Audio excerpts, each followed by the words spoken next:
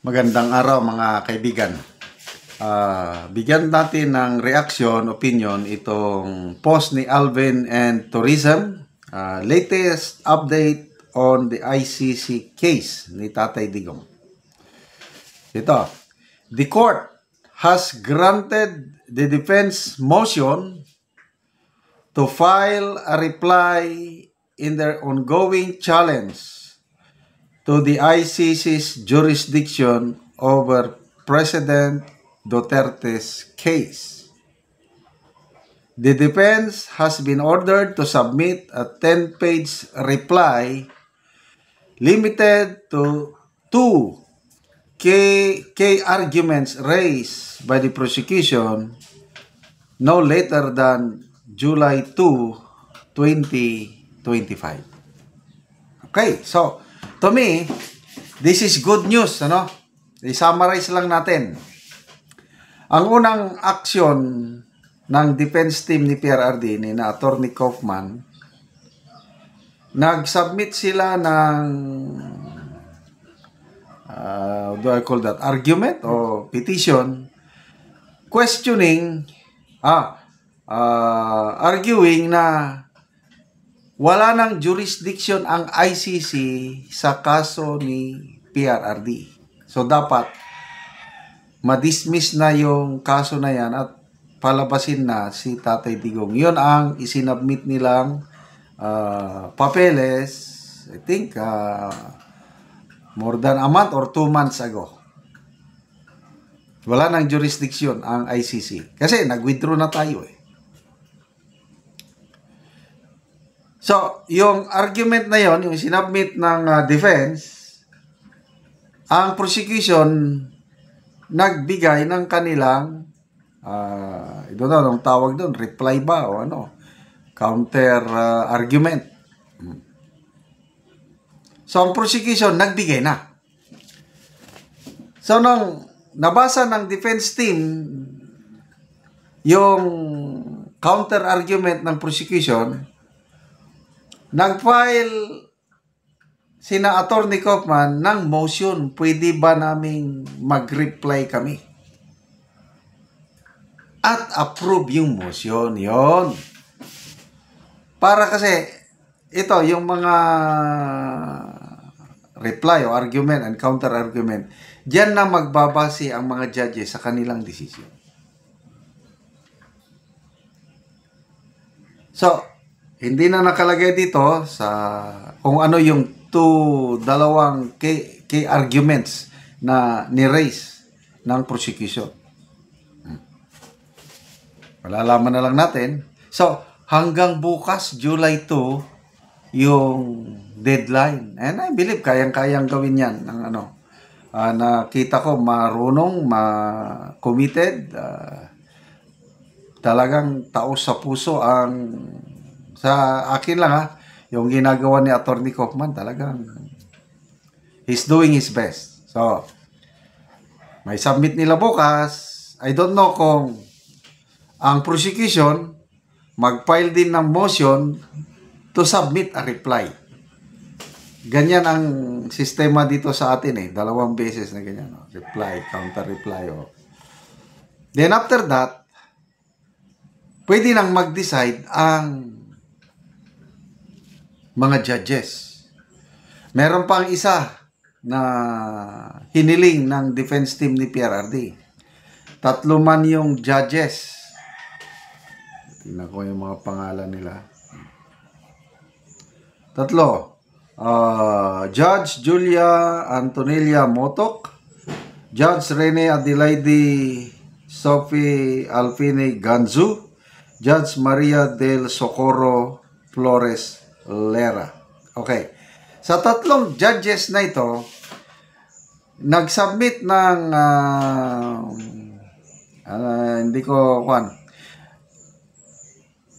Senator ni Kaufman, humihiling sila sa korte nga i-disqualify itong dalawa, papalitan kasi bias. Ang isang bias, according to Attorney Kaufman, itong Judge Rene Adelaide Sophie Ganzu. I believe itong isa, yung Maria del Socorro, basta 2. Kasi itong dalawang judges na ito, na-involved na sila noon pa, na sila yung nag-decide na mag-imbestiga ang prosecution dito sa something like that. Kaya na-made up na yung mind na may jurisdiction pa ang ICC dito. Kaya, so, sana mapagbigyan yung motion ng defense ni PRRD na yon na palitan itong dalawang judge. Sa ngayon, pinag-aralan na ng ICC as a court yung request na yon para mas malaki yung chances natin na manalo sa jurisdiction issue kung mapalitan itong pinaghinalang dalawang bias na judge. So, isummarize natin na tatlo na ang aksyon o binabantayan natin na madidesisyonan ng ICC itong dalawang judges na pinapa-disqualify para mapalitan ng bago. Importante yan. Yung jurisdiction issue. Kasi once na nanalo tayo sa issue on jurisdiction, wala na. Uwi na ang Tatay Digong natin. So, pangatlong bantay natin yung interim release. Kung tuloy-tuloy ang ating pagdarasal at ang Panginoong Jesus natin gagalaw, nothing is impossible with God. Kahit hindi pa ma-approve yung interim release, manalo tayo sa jurisdiction, uwi na ang ating Tatay Digong. Ganun lang yun. So, yung jurisdiction issue na yan, parang ganito rin yung impeachment case ni BP Sara. So, kasi simula pa lang sa 19th Congress, wala pang full-blown trial, natapos ng 19th Congress. Ngayon, magsisimula na ang 20th Congress sa July 28. Ang tanong, may jurisdiction ba ang 20th Congress sa impeachment na sinimulan noong 19th Congress?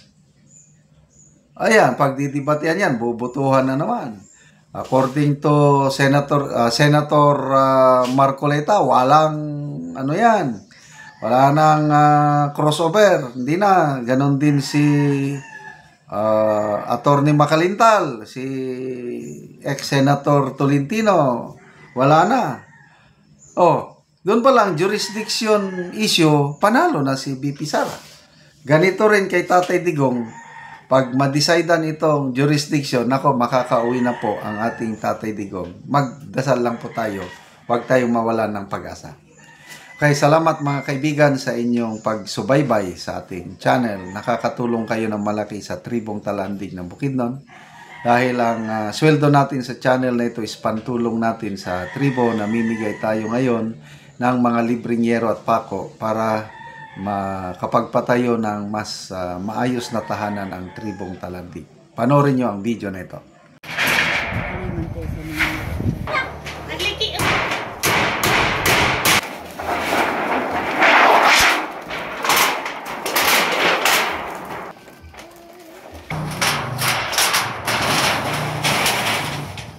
Karon nindot na gid kayo ang ilang atop. Nakaatop na gid sila, napulian na tong ilang yero nga 15 na katuig. Karon maayo na gid. Una-una, magpasalamat ko sa Ginoo nga naikuan og sa nagtabang og sin kay nailisa na gid among sin nga dinagid mi maulanan. Dapat pa nga magpadayon ang ilang pagtabang, daghan pa ang hinahanglan. Salamat po. So, 10 years na ning among balay.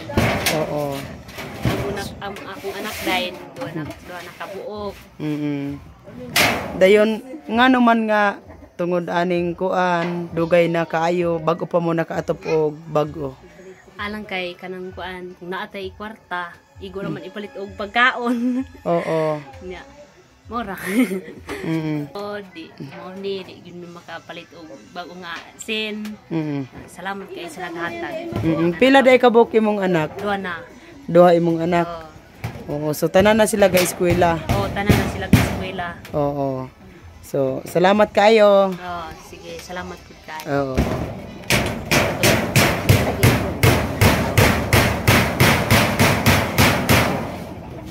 nindot na gyud kayo nga tan-awon ug salamat kayo sa Ginoo ug sa nagtabang ani labi na sa naging sponsor. Salamat kayo sa Ginoo sa pagtabang sa among mga katribo nga tanan. Salamat.